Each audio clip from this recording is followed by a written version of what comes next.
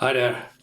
I was invited by Verke to give you a short introduction into the business model of Temu, but I cannot be in the session live because they're renovating my house, so you wouldn't be able to hear me. So I recorded this video for your meeting, and this what I'm going to do is part of a bigger keynote that I normally do about Temu, and then specifically a summary of the business model. Now, the first thing that you need to know about Temu is the company behind it, which is called Pinduoduo.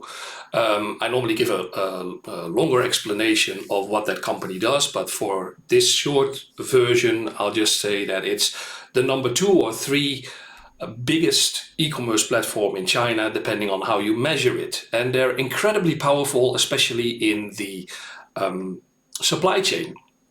And that's basically what the whole business model of Temu has been based on, because they've got so many factories that they work with already for their domestic platform.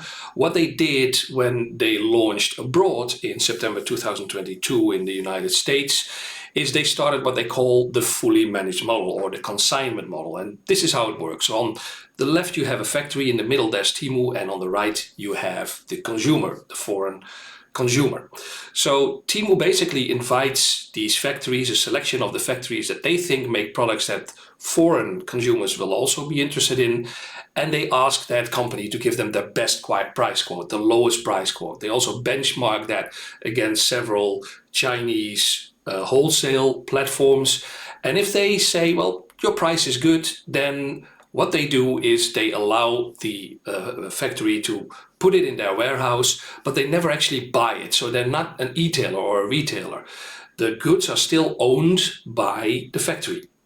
What Temu then does is they decide the selling price. So the factory has no say in the price for which the goods are sold to the consumer. Temu determines that. Why would factories want to do that? Because most of these factories have no experience in doing cross-border e-commerce. So they basically are serviced and or fully managed by Temu. And Temu does the marketing and sales, Temu has the platform, Temu does the communication. And the only thing that the factory has to do is put it in Temu's warehouse. Of course, they get a lower price, but they also don't have to do the difficult bit. They are good at manufacturing, Temu is good at selling stuff. So when the consumer buys, they pay Temu, and then in this fully managed model, normally a package is sent by airplane to the consumer in various different countries around the world. They are doing business in more than 90 countries at the moment.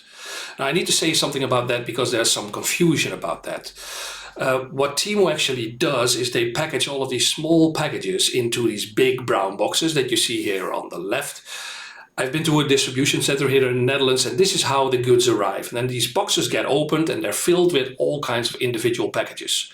So sometimes you hear that people say China can do this because they are using the Universal Postal Union system, which gives them very low postage rates. That does not apply to Temu because they're not sending individual packages from China. It does apply to maybe some drop shipping companies, etc., and other platforms, but not to Temu. Then the second thing, there's the discussion about import taxes. Now, import taxes, at least here in the EU, if you are below €150, you don't have to pay import taxes. That is a rule that was created when cross-border e-commerce into the EU was not so massive yet. And sort of this made life a lot easier for all of the custom officers. Now, sometimes you hear people say that Temu is splitting up packages in multiple packages to remain under that 150.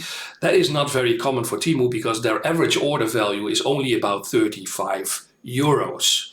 So because we have that legislation here in the EU, they can use that legislation and they don't pay import taxes. Now, the third thing is they do pay VAT. They pay a lot of VAT through Dublin. The only thing is that some people claim that what they actually declare as the value of the goods is lower than the actual sales value of the goods. And therefore they don't pay the VAT that they should be paying. Now, I don't have exact figures of this, but I do know that they have been caught doing this in the United States. So it's likely that they do this in Europe as well. So back to this model, the package is shipped to the consumer. Then after a certain period, Temu pays the factories But if the goods that the manufacturer has delivered are not sold and they remain in the warehouse, then Temu basically tells the manufacturers, you can come and pick it up at your cost, or we will scrap it, or you will start paying certain fee for inventory costs. So that's basically how the model works. Now, on top of this, what they also did in March 2023 is something that they were already doing in the domestic market with some of their domestic Chinese platforms, is an auction system where they basically every week sort of scan the prices of manufacturers that make the same goods and invite them to lower their prices. Now, this auction system can result in a lot of price pressure for these manufacturers. And this bidding system, on the one hand, sort of lowers the price, but there's a risk that it also lowers the quality of the goods. So that's one part of the balance. What Temu does to try to avoid low quality is they also have a penalty system. And if a consumer complains, the consumer normally gets his money back immediately, sometimes even without having to return the goods. And then the merchant gets fined up to 5 times their selling price to Temu. As you can imagine, if you have a very low margin on these products, it can totally wipe out your profit and even cost you money to sell on Temu. Now, what you often hear, of course, is that people say it's not possible for Temu to do this and still make a profit. In China, which I normally also show in my keynote, you can actually source goods for a very, very low price. But the thing with the Temu fully managed model is that it has to be shipped to the consumer, and the average order has about $9 in shipping costs around the world. So that sort of destroys the whole cheap product, the cheap sourcing for Temu. So they are actually not making money. And if you look at these figures, in 2013 they were losing 27%. Largely also because they subsidize the customer. So a lot of the very low prices, especially if you're new to Temu or if Temu launches in a new market, are subsidized. So Temu gives an extra discount behind the scenes that the consumer doesn't even know about. He just thinks that he's buying very cheap products. Now, over time, of course, Temu wants to improve their profitability. So what you'll see is that a product that is like €5, when you bought it, if you look it up again a few months later, it might already be €7. Also, what Temu does is they implement shipping costs or a minimum order value to actually have free shipping. And thereby they increase the order value and move towards profitability. So you'll see here the minimum order value. Now, another thing that Temu does is they are moving from the fully managed model that you see here at the top, where Temu is responsible for all logistics, to a semi-managed model in which Temu basically tells the manufacturer, you can put it in a warehouse abroad and you can also arrange a last mile delivery. We will still sell the product, we will still determine the price, but you become responsible for the logistics, which takes away a lot of costs for Temu. In return, they give the manufacturer a higher margin, of course, to sort of finance all of the logistics in this semi-managed model. Now, another thing that happens with a semi-managed model is if these goods are in foreign warehouses, you can actually start selling much bigger products.